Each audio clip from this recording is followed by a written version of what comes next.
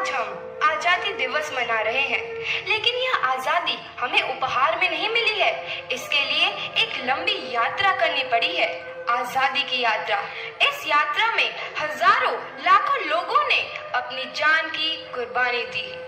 1919 जलियांवाला बाग। आज हमारी बैसाखी का दिन है, लेकिन पूरा पंजाब बैसाखी नहीं मनाएगा। हम सब बैसाखी नहीं मनाएंगे।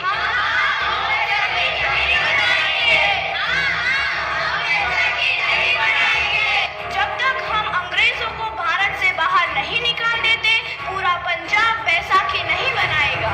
अच्छा, तो तुम सब हमारा विरोध करता है, भाग जाओ यहाँ से। इसका अंजाम बहुत ही बुरा होगा। हम नहीं जाएंगे, तुम लोग जाओगे। हमें नहीं, तुमको भारत से भागना होगा। Soldiers, fire!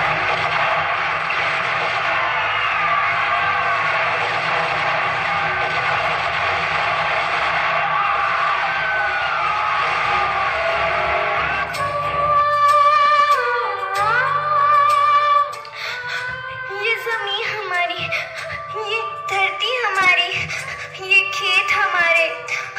अभी थोड़ी देर पहले हमारी ये फसलें लहरा रही थी, पर इन अंग्रेजों ने हमारी फसलें बर्बाद कर दी। इन अंग्रेजों ने एक ही झटके में इन सब फसलों को काट दिया। अंग्रेजों, तुम्हारे इस अत्याचार से हम डरेंगे नहीं। इस अत्याचार का बदला लेकर रहेंगे। हम आजादी लेकर रहेंगे। जलियांवाला बाग हर हिंदुस्तानी की आंख नम कर गया। इस कांड में कितने मासूमों की आहुति चढ़ गई। इतनी हैवानियत से इंसानियत कत्ल कर दी गई। जलियांवाला बाग के हत्याकांड ने आजादी की आग में घी देने का काम किया। मासूम औरतों, बच्चों की दर्द भरी चीखें और सिसकियां इनकलाब का गूंज बनकर उभरी। लाला लाजपत राय, भगत सिंह, राजगुरु, सुखदेव सरीखे क्रांतिकारियों ने भारत की इस जमीन से विदेशी दरिंदों को निकाल फेंकने के मंसूबे मजबूत कर लिए। 8 अप्रैल 1929 लाला लाजपत राय के नेतृत्व में साइमन कमीशन के खिलाफ एक भारी जुलूस निकाला गया।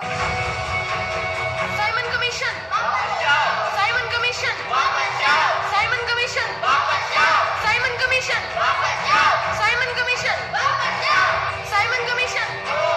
Simon commission, Simon commission, Simon commission.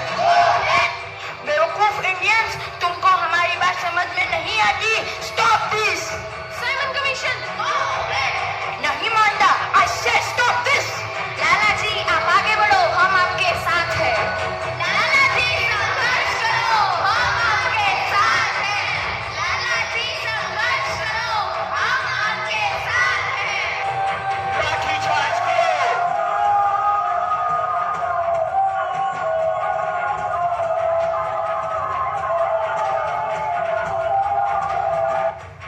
अरे लाला जी को तो बहुत गहरी चोट लगी है, उनका सर फट गया है। मेरे शरीर में लगी एक एक लाठी अंग्रेजी सरकार के कफन में कील का काम करेगी। ये आजादी की लड़ाई रुकनी नहीं चाहिए। ये जिम्मेदारी मैं तुम सबको सौंप कर जा रहा हूँ। लाला लाजपत राय की दर्दनाक मौत के बाद भगत सिंह, सुखदेव, राजगुरु वतन के इन मतवालों के खून में ऐसा उबाल आया जिसका सामना करना अंग्रेजी सरकार के लिए मुश्किल हो गया। अंग्रेजों को करारा जवाब देने के लिए स्कॉट और सैंडर्स को मारने की रूपरेखा रची गई।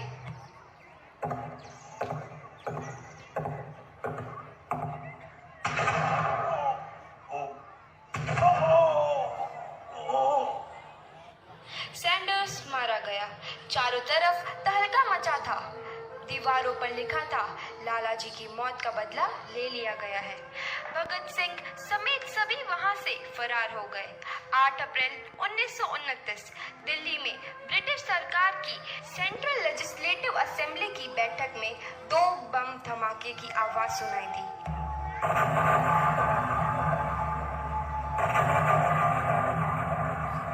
इन धमाकों ने अंग्रेज अंग्रेजी हुकूमत को हिलाकर रख दिया। इस घटना को अंजाम देने वाले भगत सिंह, राजगुरु और सुखदेव ने अपने आप को अंग्रेजों के हवाले कर दिया। 1930 को अदालत ने अपना फैसला सुनाया। मुलजिम भगत सिंह, मुलजिम राजगुरु, मुलजिम सुखदेव को दफा 121 और दफा 302 के तहत ये अदालत तीनों को मुजरिम करार देती है और इस गुस्ताखी के लिए ये अदालत इन तीनों को सजाए मौत की सजा सुनाती है।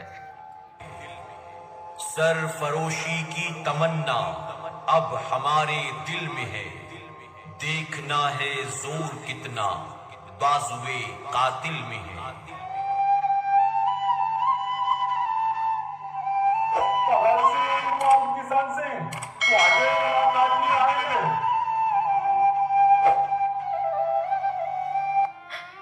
पुत्र की हाय है तेरा। मैं चंगा हूँ माँ, फिक्र करने की कोई गल नहीं। पुत्र, मेरा दिल तेरी तरह पत्थर दिल नहीं होगा। तेरी ये गला सुन के मेरा कलेजा फटे जा रहा है। माँ, मेरा दिल कोई पत्थर जैसा नहीं है, एक वतन परस्त का दिल है जो मेरे देश प्रेम के जज्बे को ताकत देता है। बेटा, मेरा लाल। माँ, आज मेरी तपस्या पूरी होने जा रही है। जे तू रोई तो मैंने तकलीफ होइया। सोच, तेरा पुत्र आज शादी करने वास्ते जा रहा है। फर्क केवल इतना है, वो घोड़ी पर नहीं फांसी पर चढ़ने वास्ते जा रहा है। आज तू क्रांतिकारी की माँ है, कल तू एक शहीद की माँ होगी। माँ, पुत्र भगत, तू इतनी छोटी उम्र में हम सबको छोड़ के चला जाएगा। तूने जिंदगी में देखा ही क्या है पुत्र? मैंने अपनी माँ देखी है जिसने मुझे एक ही बात बताई है कि बेटे, अपने देश के लिए एक बार मरना 100 बार जन्म लेने के बराबर होता है। अच्छा माँ, अब आशीर्वाद दे, आखिरी बार विदाई लेने का समय आ गया है। भगत, मेरे लाल।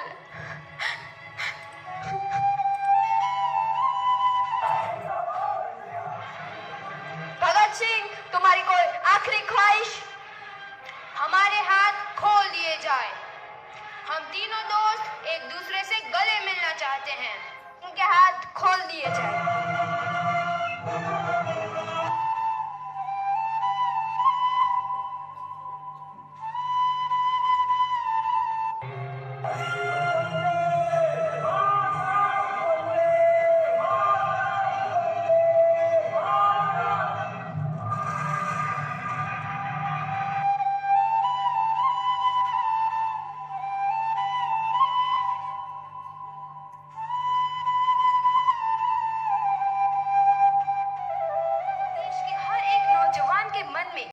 हिलोरे लेने लगी।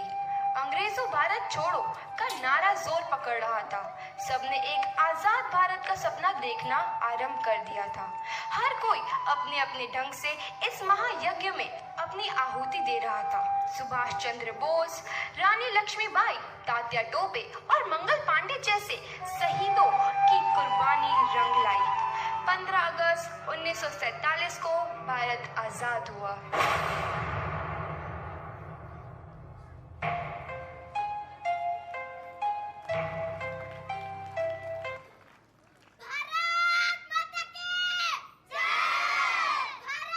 बोलो सामने बोलो।